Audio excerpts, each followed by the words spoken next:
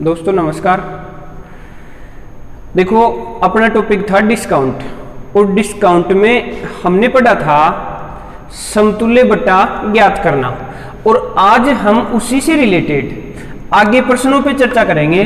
लेकिन उससे पहले कल जो पढ़ा उसके बारे में थोड़ा सा रिवाइज कर लेते हैं। जैसे हमें क्वेश्चन दे दिया कि 20% व 10% बट्टे का समतुल्य बट्टा ज्ञात करो। इस टाइप के प्रश्न पढ़े थे, समतुल्य बट्टा ज्ञात करो।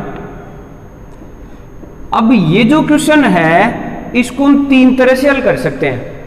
आज हम वो तीनों ही तरीके सीखेंगे, और उसके बाद हम ये भी सीखेंगे कि कौन सा तरीका किस टाइप के प्रश्न में काम में लेना है। देखो हमें एग्जाम में प्रश्न को जल्दी करना होता है भाई, यही मतलब नहीं होता है कि प्रश्न आ रहा है, हमें उसके साथ साथ ये भी सीखना है कि क्वेश्चन को हम किस तरह से जल्दी कर सकते हैं और सरल तरीके से कर सकते हैं। तो देखो इसके लिए हम यहाँ जो एग्जाम्पल है उसमें तीनों ही तरीके लगा के हल करेंगे।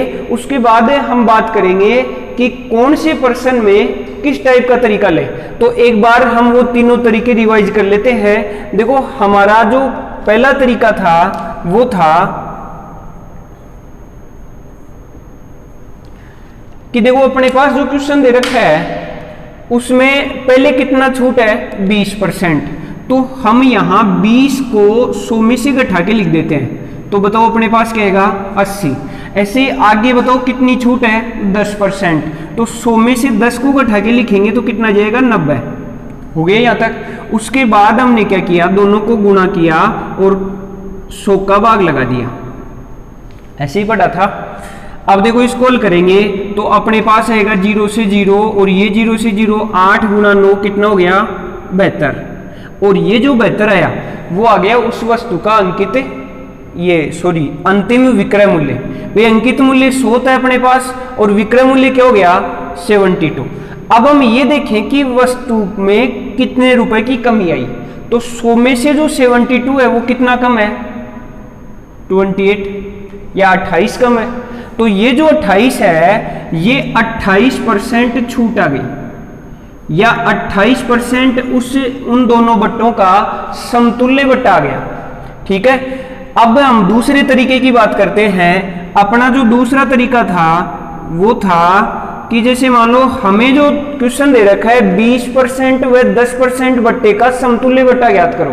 तो उसके लिए हम जो दूसरा तरीका लगाएंगे वो कैसे लगाएंगे, एक बार तो जो दो छूट दे रखी हैं दोनों का जोड़ कर देते हैं। भाई 20 और 10 दोनों को जोड़ा तो अपने पास कितना हो जाएगा 30। उसके बाद इन दोनों का गुणा करके और उसमें 100 का भाग लगा देंगे। तो देखो 20 और 10 का गुणा करेंगे और उसके बाद उसमें अगर 100 का भाग लगाएंगे तो अपने पास कितना आ जाएगा, देखो 2 आ गया। तो देखो यहां से अपने पास कितना आया था 20 और 10 से 30, उसके बाद यहां क्या था माइनस, और उसके बाद 2 एक कम 2, 30 माइनस 2 अपने पास कितना हो गया 28। देखो यहां भी अपने पास 28% था, यहां भी अपना क्या गया 28। अब इसको हमें 100 में से नहीं घटाना होता है, या हम सीधा सीधा जो मान आता है वो ही छूट हो गई। तो दूसरा तरीका अपना क्या हुआ कि पहले दोनों को जोड़ किया और उसके बाद दोनों के गुणनफल में 100 का भाग लगा दिया। एक तरीका और सीखा था हमने कि किसी भी जो बट्टा दे रखा है उसको भिन्न में कन्वर्ट करके कैसे हल करते हैं। भाई जैसे अपना जो क्वेश्चन है उसमें था 20% और 10% बट्टे का समतुल्य बट्टा ज्ञात करो। तो सबसे पहले तो हम क्या करेंगे 20% और 10% को भिन्न में बदल देंगे। देखो ध्यान से सीखना, क्योंकि आगे के जो प्रश्न है ना वो पॉइंट के बट्टे के इस तरह से लेंगे हम, और उन प्रश्नों में अगर हमें ये तरीके नहीं आते हैं तो हम उनको इजीली नहीं कर पाएंगे। तो देखो यहां से हम अगर बात करें 20% और 10% बट्टे की, तो 20% का मतलब क्या होता है 1/5, ऐसे 10% का मतलब क्या होता है 1/10। हो गया यहां तक। पहले क्या है 1/5, दूसरा क्या है 1/10। अब देखो यहां से इसे 1/5 का मतलब होगा कि 5 रुपए अंकित मूल्य की वस्तु पर 1 रुपए का डिस्काउंट है। जो अपने पास एमआरपी थी वो 5 थी और डिस्काउंट कितने का है 1 का। तो बताइए उस वस्तु की सेलिंग प्राइस मतलब बेचेगा कितने में 4 में, और ये जो 4 रुपए है वो कितने पर आ रहे हैं 5 पर। भाई अंकित मूल्य अपने पास 5 है तो 5 के हिसाब से आ रहा है ये 4, तो 4/5। ऐसे ही हम यहां से विक्रय मूल्य की बात करेंगे तो यहां देखो अपने पास एमआरपी 10 और डिस्काउंट 1 का, तो बताइए यहां अपने पास जो सेलिंग प्राइस आएगी वो कितनी आएगी 9, और ये 9 कितने पर है 10 पर। तो देखो अपने पास 2 मूल्य आ गए, एक मूल्य आया 4/5 और दूसरा मूल्य क्या आया 9/10। अब हम यहां से स्क्रॉल करते हैं तो दोनों को गुणा करेंगे और उसके बाद स्क्रॉल कर देंगे, तो देखो 4 × 9 कितना हो गया 36, और नीचे क्या जाएगा 5 × 10 50। ये जो 36/50 आया, ध्यान से समझना, 36/50 आया, उसमें 50 तो क्या होगा अंकित मूल्य और 36 क्या होगा विक्रय मूल्य। अब यहां से बताओ आप कि अंकित मूल्य 50 है और वो वस्तु बेची कितने में 36 में, तो बताइए कितने की छूट हो गई 14 रुपए की, और ये 14 रुपए की छूट कितने पर मिल रही है 50 पर। 14 रुपए की जो छूट मिल रही थी वो कितने पर मिल रही थी 50 पर, और उसको अगर परसेंट में कन्वर्ट करेंगे तो गुणा 100 हो गया यहां तक। अब स्क्रॉल कर देंगे 50 दूनी 100, 14 दूनी 28, इस प्रकार यहां से अपने पास आंसर आ गया 28%। अब देखो यहां से समझना 14/50 × 100 लिया, जब हमें छूट का परसेंट बनाते हैं तो देखो यहां अपने पास छूट कितनी आई थी 36, अंकित मूल्य क्या था 50, विक्रय मूल्य क्या था 36, तो छूट कितनी आई थी 14। तो हमने ऊपर तो क्या लिखा छूट, और उसके बाद नीचे क्या लिखा, देखो नीचे क्या लिखा था 50, और ये 50 अपने पास क्या था अंकित मूल्य, तो छूट बटा अंकित मूल्य और गुणा 100। ये अपने पास एक फॉर्मूला हो गया, और ये किसका फॉर्मूला हो गया प्रतिशत छूट ज्ञात करने का। प्रतिशत छूट का फॉर्मूला क्या हुआ छूट बटा अंकित मूल्य गुणा 100। जैसे हमने लाभ हानि में पढ़ा था, प्रतिशत लाभ का फॉर्मूला क्या था लाभ बटा क्रय मूल्य गुणा 100। ऐसे ही अपने पास हानि परसेंट का फॉर्मूला क्या था हानि बटा क्रय मूल्य गुणा 100। ऐसे यहां अपने पास प्रतिशत छूट का फॉर्मूला क्या होगा छूट बटा अंकित मूल्य गुणा 100।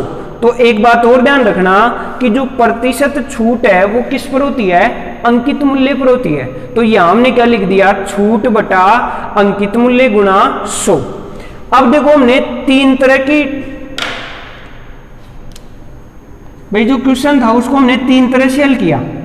एक तो हमने भिन्न के हिसाब से किया, एक हमने सीधा कर दिया 100 में से घटा के, और एक हमने कर दिया दोनों को जोड़ के और गुणनफल का अंतर करके। तो ये जो तरीका है वो तो है इसका फॉर्मूला।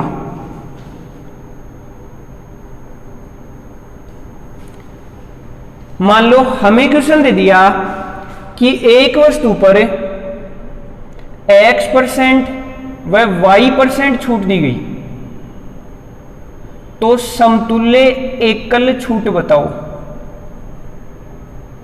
देखो ध्यान से समझना, एक वस्तु पर X% व Y% छूट दी गई तो समतुल्य एकल छूट बताओ। तो देखो इस प्रश्न को कैसे हल करेंगे, यहां अपने पास 2 छूट है, तो सबसे पहले हमने इन दोनों को जोड़ा X + Y, और उसके बाद क्या करेंगे देखो ये तरीका लगाना है, उसके बाद क्या करेंगे -XY बटा 100। बहुत बार ऐसा क्वेश्चन पूछ लेता है कि एक दुकानदार ने एक वस्तु पर X% व Y% की छूट दी, तो बताइए समतुल्य एकल छूट क्या होगी या डिस्काउंट क्या होगा, कर सकते हैं। तो ये समझ में आया होगा कि ये तो अपने पास क्या था ट्रिक, ये क्या है फॉर्मूला, और ये हमने भिन्न के हिसाब से हल किया है। अब हम ये सीखते हैं कि कौन से प्रश्न में कौन सा तरीका लगाएंगे। ध्यान से समझना, अगर मान लो अपने पास जो छूट है वो सीधी सीधी है, लेकिन वो छूट अपने पास ऐसे है 13%, 15%, 2%, 8%, इस टाइप की जो छूट आती है उसको हम फॉर्मूले के हिसाब से हल करेंगे। एक क्वेश्चन अपने पास आता है, उसमें जैसे दे दिया 30%, 40%, 50%। ध्यान से समझना मेरी बात को, हमें सीधा सीधा दे रखा है 30%, 40%, 50%, 25, इस टाइप के क्वेश्चन आते हैं। उनमें हम क्या कर सकते हैं, ये फर्स्ट तरीका लगा सकते हैं। समझ में आ गई बात कि सीधा 100 में से घटा लिया और उसके बाद गुणनफल में 100 का भाग देके और हल कर दिया, कर सकते हैं। तरीके तीनों आ गए होंगे आपको। अब देखो हमें अगर क्वेश्चन दे दिया कि 12.5%, देखो ध्यान से समझना, आगे हम जो क्वेश्चन करेंगे वो इसी टाइप के परसेंट करेंगे। 12.5%, 33 से 1/3%, 16 से ही 2/3% या 6.25%, इस टाइप की अगर छूट आती है, मतलब या तो वो भिन्न में हो या फिर पॉइंट में हो, तो इस टाइप की जो छूट आती हैं उनको हल करने के लिए हम भिन्न वाला तरीका लगाते हैं। तो शायद तीनों टाइप समझ में आई होंगी आपको, और उसके साथ साथ ये भी समझ में आया होगा कि कौन सा तरीका हम कहाँ लगाएंगे। अब हम इनसे रिलेटेड प्रश्नों की बात करते हैं। एक बार हम क्वेश्चन लेंगे जिनमें हमें 2 ही छूट दे रखी है, उसके बाद हमें वो क्वेश्चन लेंगे जिनमें 3 छूट दी गई हो या 3 से ज्यादा दी गई हो। तो सबसे पहले बात करते हैं हम जिनमें हमें 2 डिस्काउंट दिए गए हैं। तो देखो अपना पहला क्वेश्चन है, P रुपए अंकित मूल्य की एक वस्तु पर क्रमशः A% व B% छूट दी गई, तो समतुल्य एकल छूट बताओ। देखो यहां अपने पास 10-20 वाला सिस्टम नहीं है कि 10 कम कर दें 20 कम कर दें। यहां हमें क्या दे रखा है, A% और B%, तो 100 - A 100 - B, मतलब पहला तरीका तो लगना नहीं है। हम यहाँ कौन सा तरीका लगाएंगे, फॉर्मूले वाला तरीका। ध्यान देना, अब हमें ये देखना है कि किस पर्सन में कौन सा तरीका लगाएंगे। देखो पर्सन हर तरीके से हो जाएगा, लेकिन हमें ये सीखना है कि किस तरीके से पर्सन इजी होता है। चलो देखते हैं इस क्वेश्चन को। यहां अपने पास क्या है, जो छूट है वो क्या है, एक तो A% है और एक छूट क्या है, B% है। 2 छूट दे रखी है और दोनों कितनी कितनी है, A% और B%। चलो बता सकते हो ना अब इस क्वेश्चन को कि किस तरह से हल करें। सबसे पहले बताओ क्या करेंगे, दोनों का जोड़ A + B, उसके बाद हम क्या करेंगे, माइनस, और उसके आगे क्या लिखेंगे, दोनों का गुणनफल A × B और बटा 100, और ये अपना आंसर हो गया। हमें यही पूछा था कि समतुल्य एकल छूट बताओ, तो यहां अपने पास क्या हो गया, A + B - AB बटा 100, और छूट किस में आएगी, परसेंट में, क्योंकि परसेंट में दे रखा था क्वेश्चन। कर सकते हैं। चलो नेक्स्ट पर्सन की बात करेंगे।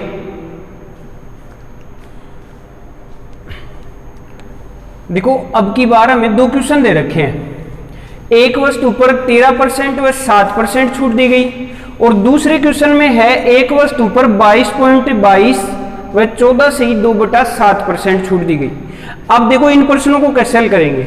ये जो क्वेश्चन है उसको तो हम 100 के हिसाब से हल करें, तो 100 में से 13 घटाएंगे तो अपने पास क्या आएगा, 87, और 100 में से 7 घटाएंगे तो क्या आएगा, 93। तो 87 × 93/100, बताओ कर सकते हैं क्या, थोड़ा टाइम लगेगा। तो हम इसमें कौन सा तरीका लगाएंगे, फॉर्मूले वाला। तो देखो फॉर्मूले वाला तरीका लगाएंगे तो बताओ यहां से हम क्या कर सकते हैं, एक बार तो 13 और 7 का जोड़, तो बताओ 13 और 7 कितने हो गए, 20। 7 करते जाओ, ज्यादा बेटर होगा। देखो 13 और 7 20। ऐसे अब आगे हल करेंगे तो देखो एक बार जोड़ करते हैं, उसके बाद दोनों का गुणा करते हैं। 13 × 7 कितना हो गया, 91, और बटा 100।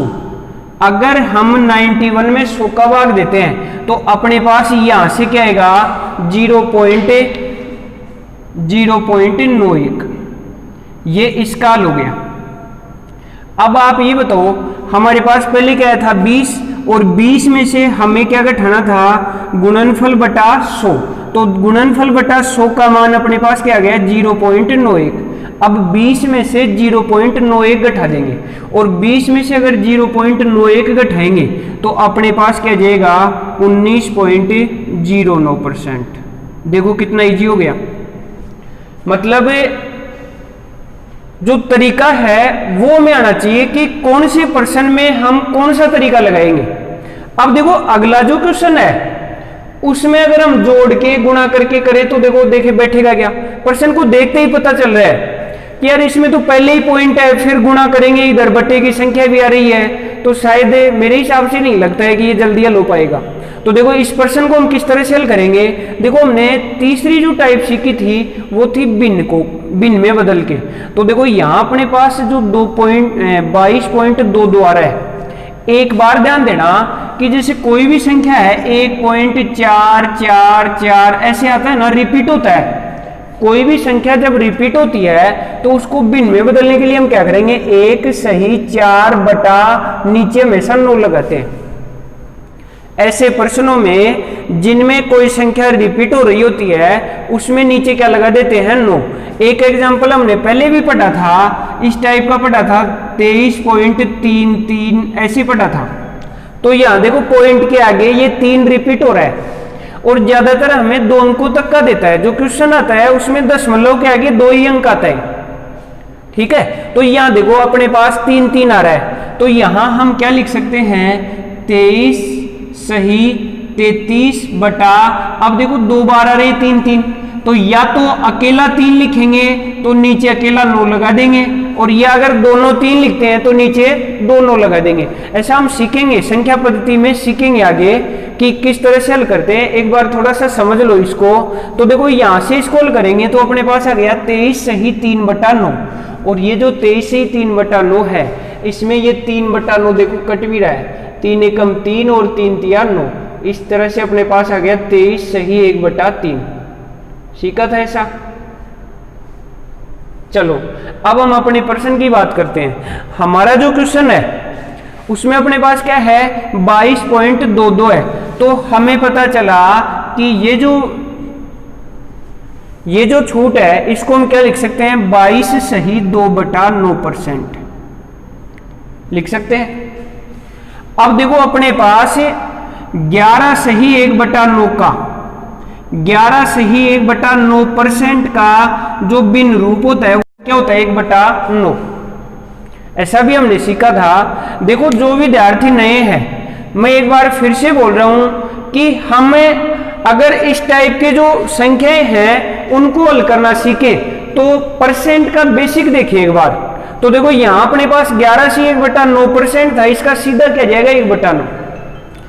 अगर 11 सही 1/9 का 1/9 आ रहा है तो देखो यहां तो डबल हो रहा है, 11 दूनी 22 और 1 का डबल 2, तो डबल हो रही है संख्या। तो बताओ 22 ही 2/9 का क्या हो जाएगा 2/9 हो जाएगा। 22 सही 2/9 का क्या होगा 2/9। तो ये बात समझ में आई होगी। अब देखो यहां हम सीधा भी कर सकते हैं।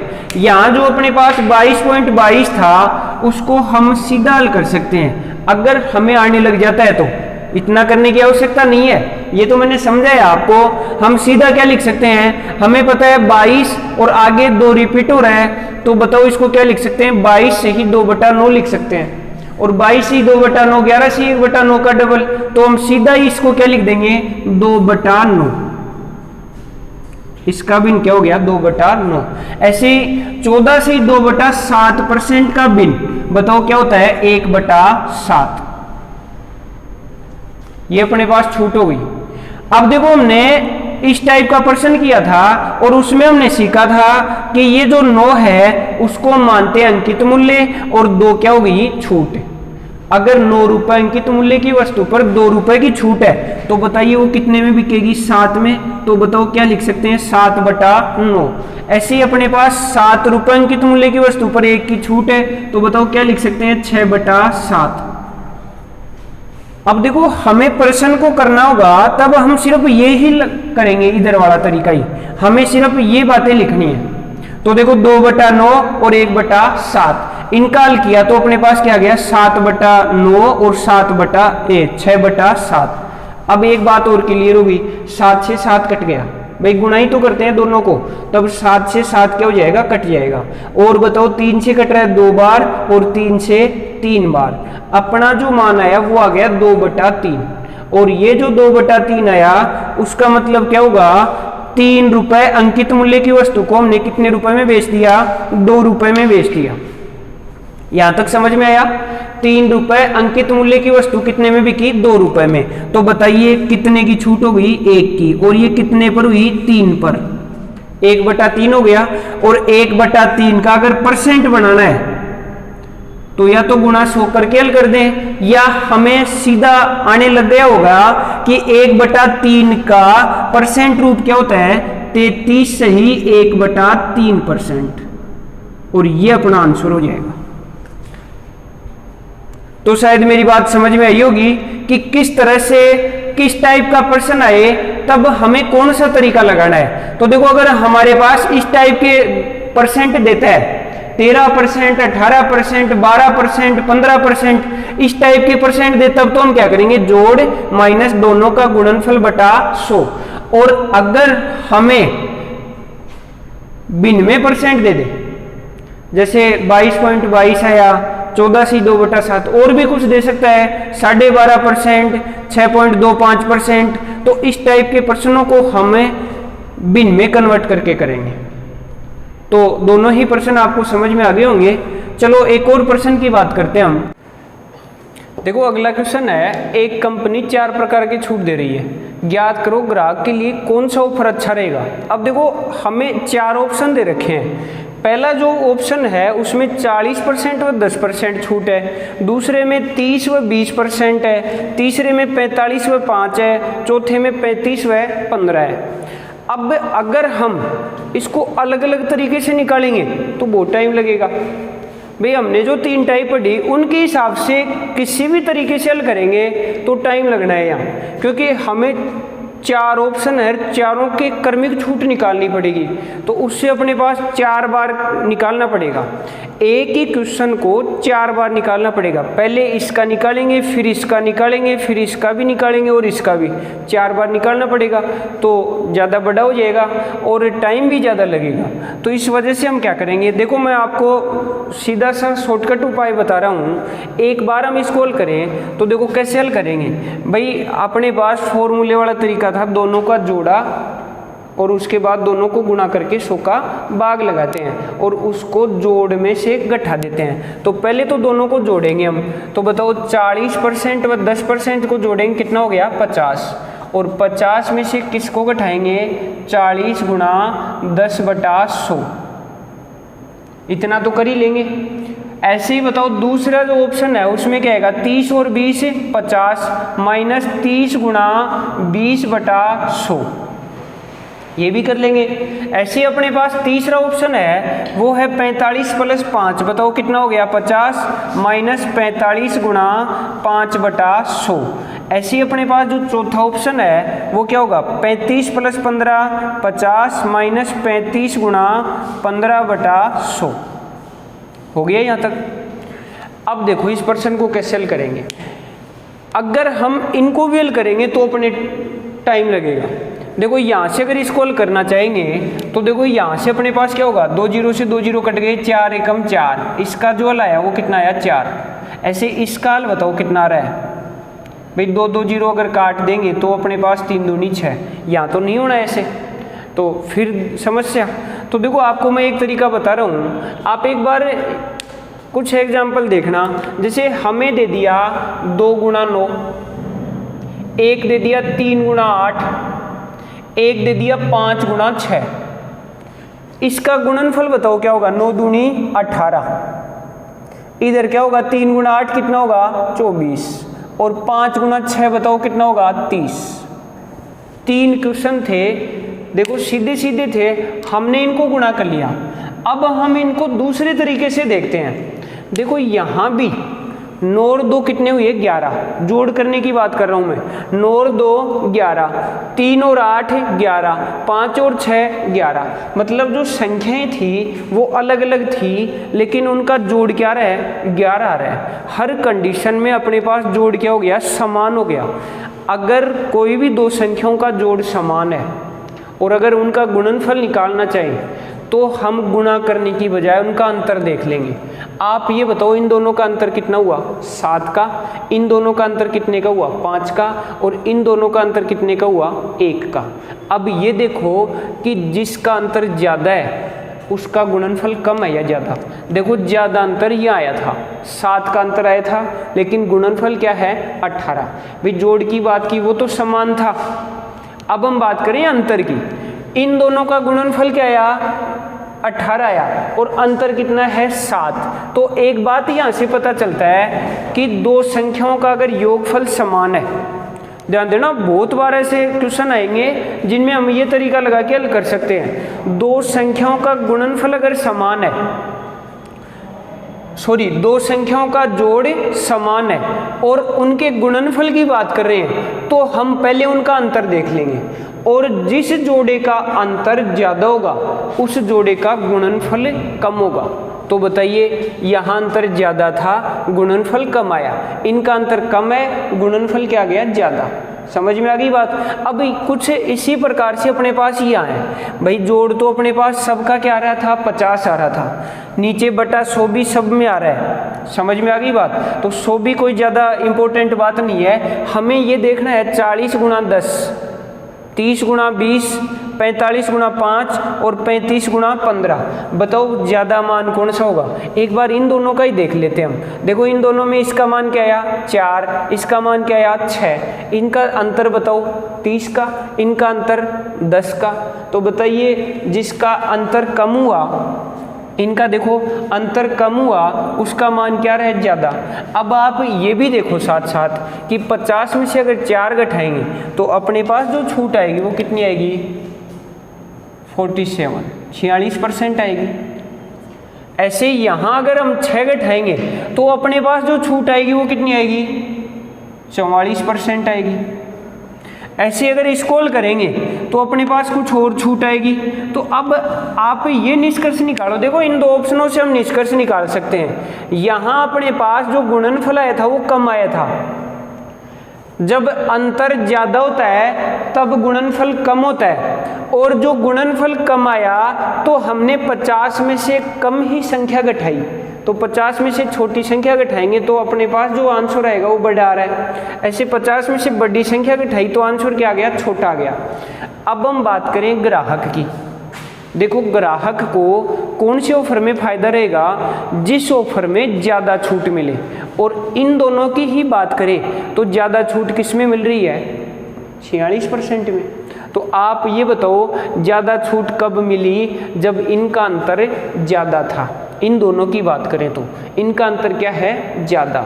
ऐसे ही अब हम 4 ऑप्शन है इनकी बात करेंगे तो बताइए सबसे ज़्यादा अंतर किसका है।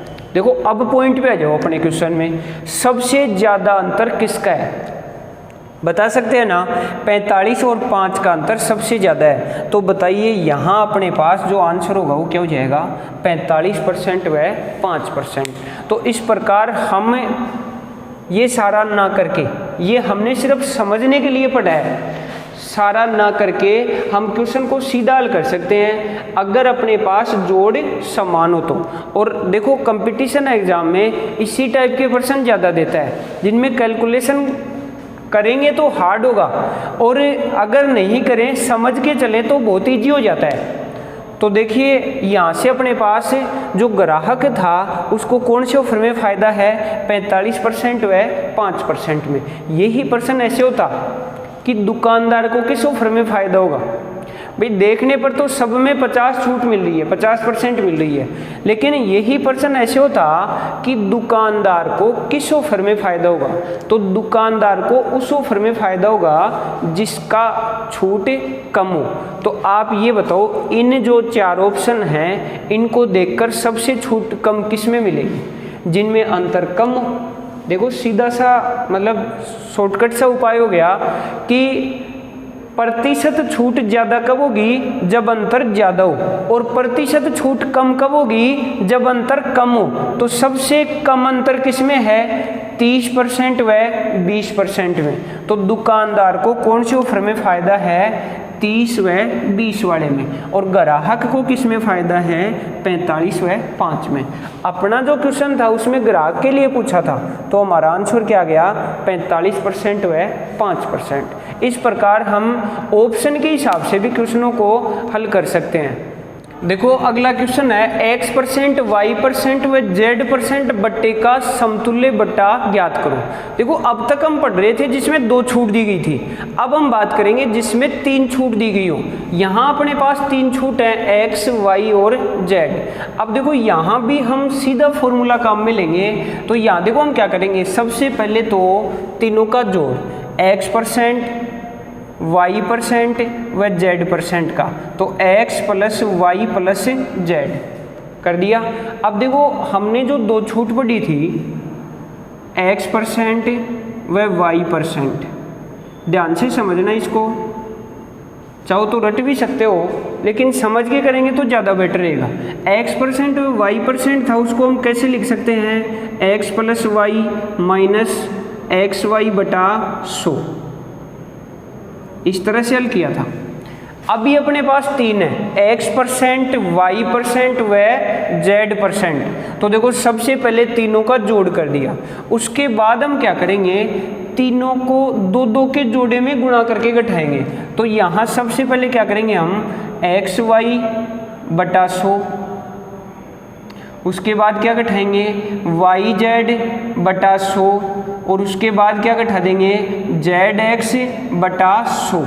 लेकिन अभी अपना काम पूरा नहीं हुआ है, उसके बाद हम क्या करेंगे, यहाँ से देखो बीजगणित में सीखेंगे a plus b plus c का जब स्क्वायर करते हैं तो अपने पास आता है a² plus b² plus c², इस टाइप से सीखेंगे बाद में। अभी अपने पास यहाँ से एक संख्या और बचेगी, तीनों का गुणनफल, और वो जो तीनों का गुणनफल होगा x, y और z बटा, इसके नीचे लगा देंगे 10,000, x, y, z बटा 10,000 को इसमें जोड़ देंगे। तो यहाँ अपने पास ये बन गया इसका फॉर्मूला। 3 छूट होंगी, उसको कैसे लिख सकते हैं, x + y + z। उसके बाद क्या करेंगे, xy + yz + zx, और साथ साथ में बटा 100 लगाते जाएंगे यहाँ। तो अपने पास क्या बन जाएगा, xy बटा 100 - yz बटा 100 - zx बटा 100। उसके बाद हम क्या करेंगे, तीनों का गुणा करेंगे, x, y, z बटा नीचे क्या लगा देंगे 10,000, 100 2 बार आ जाएगा। समझ में आ गई बात। अब देखो इसको हम थोड़ा सा शॉर्ट कर सकते हैं, कैसे, x + y + z minus xy बटा 100 प्लस yz बटा 100। देखो एक बात ध्यान देना, यहाँ से अपने पास हर कंडीशन में नीचे 100 आ रहा है यहाँ तक, तो हम सीधा क्या लिख सकते हैं, xy + yz + zx और बटा 100 लिख सकते हैं, और उसके बाद क्या कर देंगे प्लस x, y, z बटा 10,000 कर सकते हैं।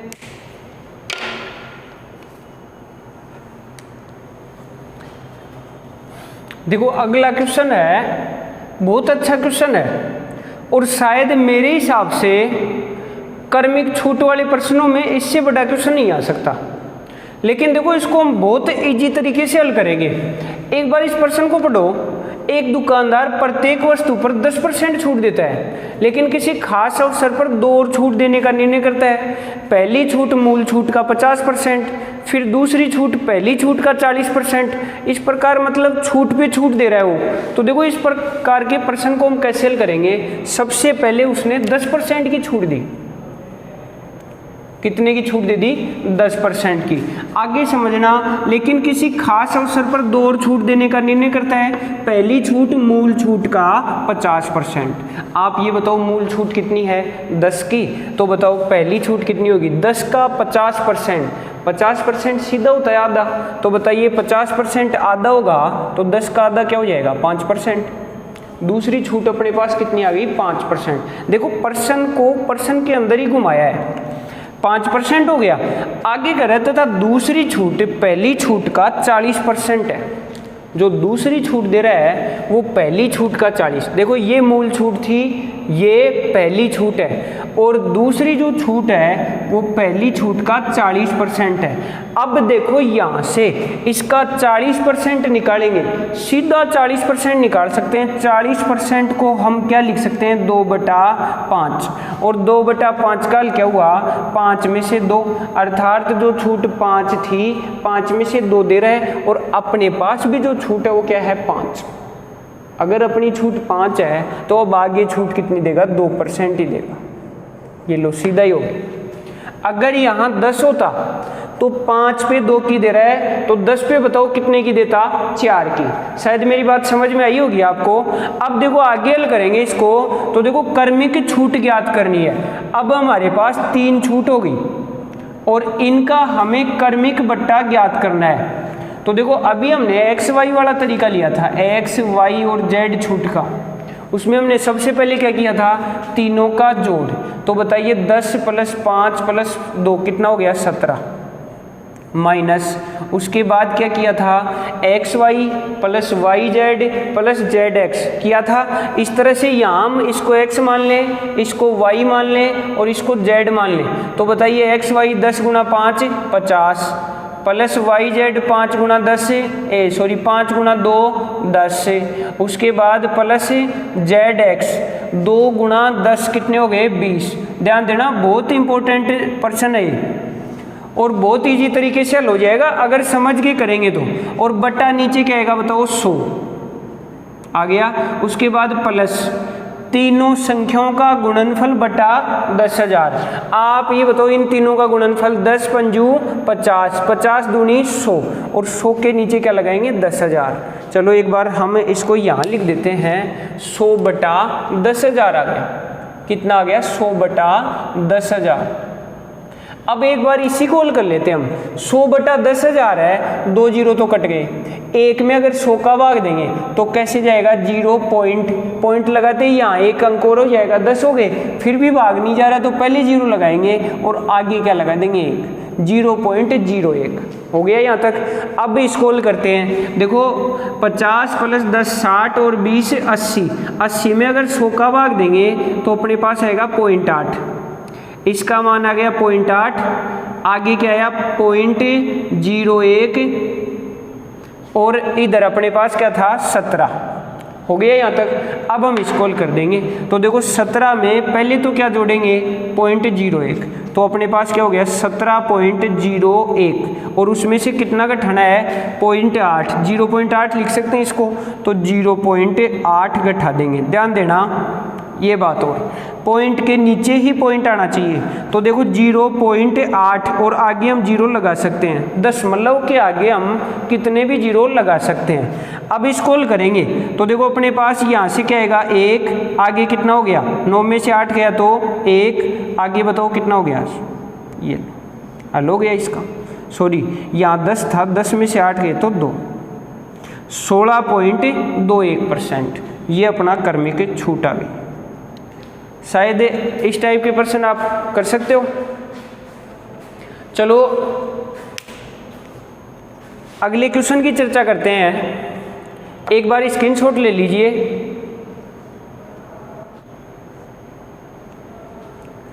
देखो अगला जो क्वेश्चन है वो भिन्न के हिसाब से है। जैसे मान लो हमें क्वेश्चन दे दिया 22 सही 2/9%,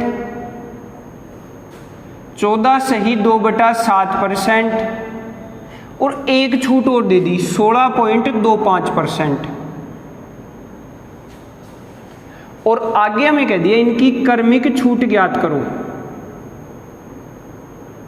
क्वेश्चन क्या था, एक दुकानदार ने 22 सही 2/9%, 14 सही 2/7% व 6.25% छूट दी। तो इनका क्रमिक बट्टा ज्ञात करो या क्रमिक छूट ज्ञात करो। अब देखो इस प्रश्न को हम किस तरह से हल करेंगे, ये बताओ आप। इस क्वेश्चन को हम फॉर्मूले के हिसाब से या जोड़ो एक्स वाई वाले हिसाब से कर सकते हैं क्या? देखो हमने जहाँ दो छूट थी वहाँ बात की थी कि जब क्वेश्चन बिन में या बटे में हो तो उसको हम बिन के हिसाब से हल करेंगे। अब देखो यहाँ अपना क्वेश्चन वो बिन के हिसाब से है, 22 सही 2/9। चलो ये बात तो समझ में आ गई होगी। 22 सही 2/9 को हम क्या लिख सकते हैं, 2/9 बताया था थोड़ी देर पहले। ऐसे अपने पास 14 सही 2/7 है, इसको क्या लिख सकते हैं, 1/7। ऐसे आगे अपने पास है 6.25, 6.25 को करेंगे तो देखो मैंने एक बार बताया था आपको 6 सही 1/4 लिख सकते हैं। 0.25 का मतलब होता है 1/4, 0.20 का मतलब होता है 1/5, तो 6 से 1/4 हुआ। इसको करेंगे तो आगे परसेंट भी था देखो, तो देखो 6 चौक 24 और 1 25/4, और परसेंट कॉल करेंगे तो 25/400, और यहाँ से आ गया 1/16।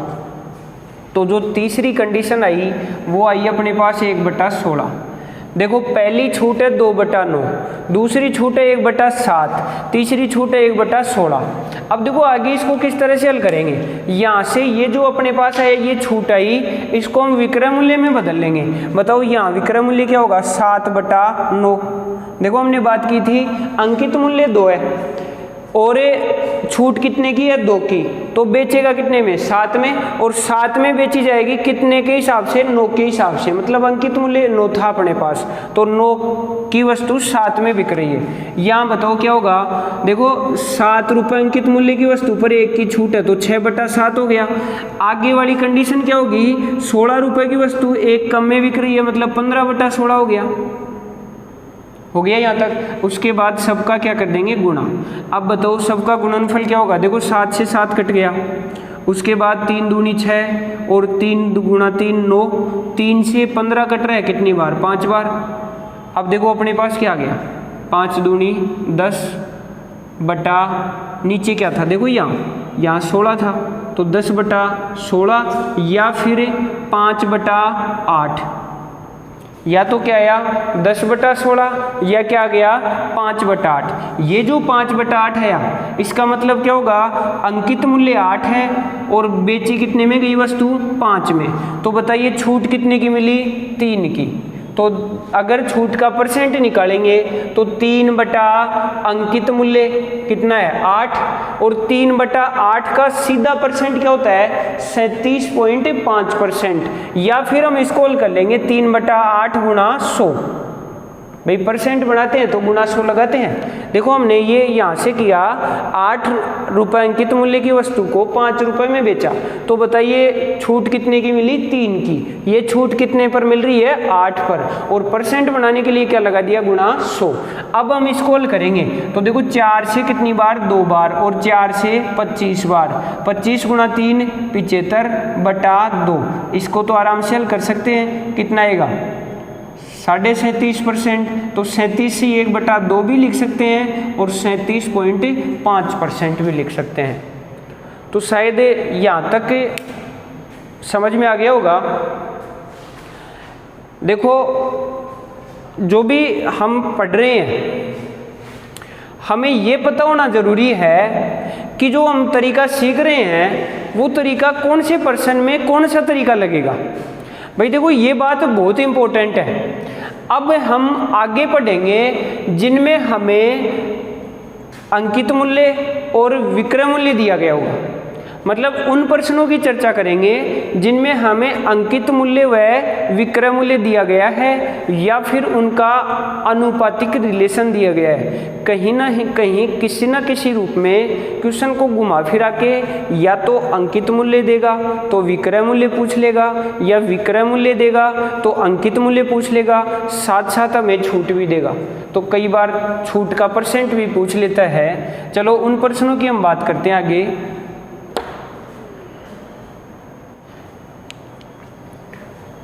अब देखो अगली जो टाइप है वो है अंकित मूल्य व विक्रय मूल्य के प्रश्न। एक बार समझना, जैसे हमें 10% छूट दे दी। अब देखो हमने बहुत बार पढ़ा है 10% को क्या लिख दिया 1/10, और 1/10 में 10 क्या हो गया अंकित मूल्य और 1 की क्या होगी छूट। देखो हम बिल्कुल इसी तरीके से आगे की प्रश्न हल करेंगे। CD बाई CD बढ़ेंगे, 1/10 था, उसमें बताओ 10 रुपये क्या हो गया अंकित मूल्य और 1 क्या हो गया छूट। तो बताइए यहाँ अगर विक्रय मूल्य की बात करेंगे तो विक्रय मूल्य क्या आएगा 9 रुपये। विक्रय मूल्य क्या आ गया 9 रुपये। यही प्रश्न अगर मान लो हमें 2 छूट देके हल करने को कहे, क्वेश्चन दे दिया 12.5% व 33.3% छूट दी गई, तो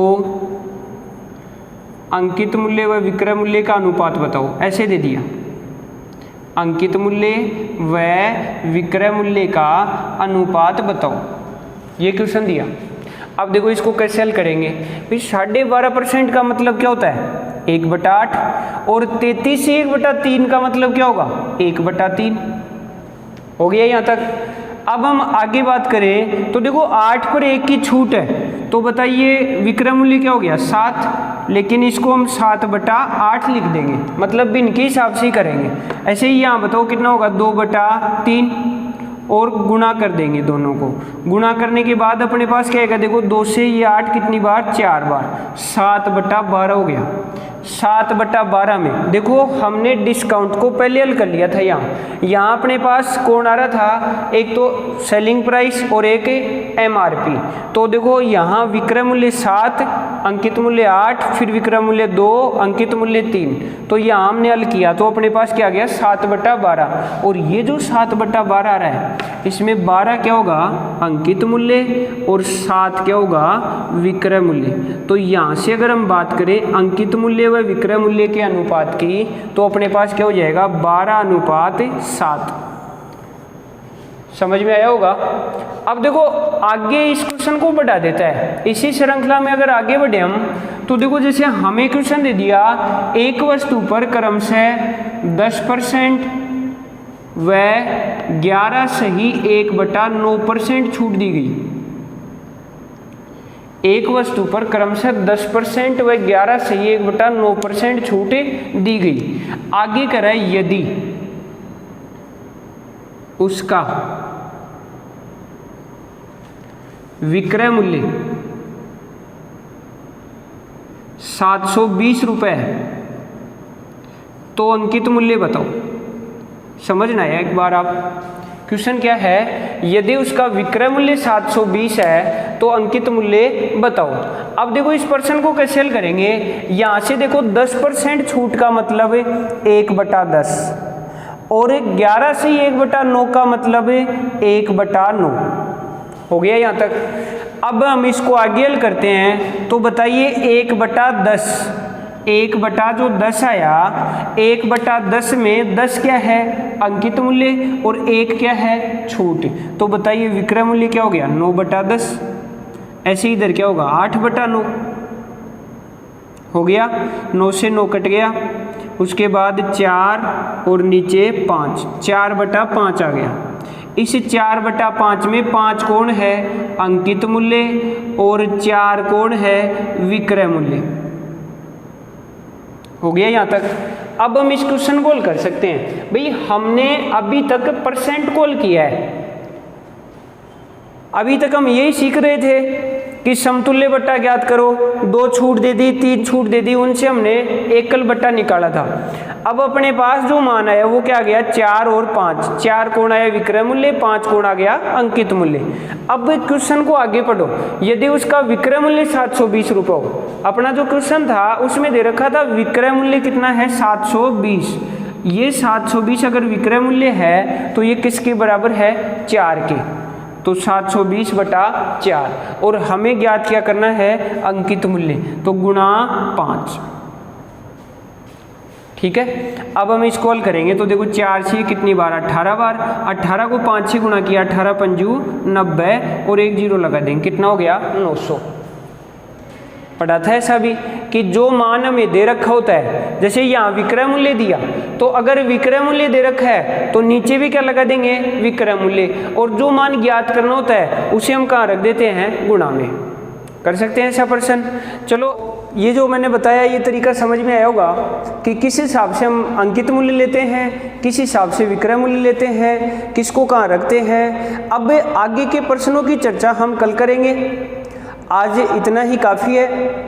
साथ साथ अगर हमारी क्लास पसंद आई हो तो लाइक करें, शेयर करें और नियमित क्लास लेने के लिए सब्सक्राइब करें। धन्यवाद।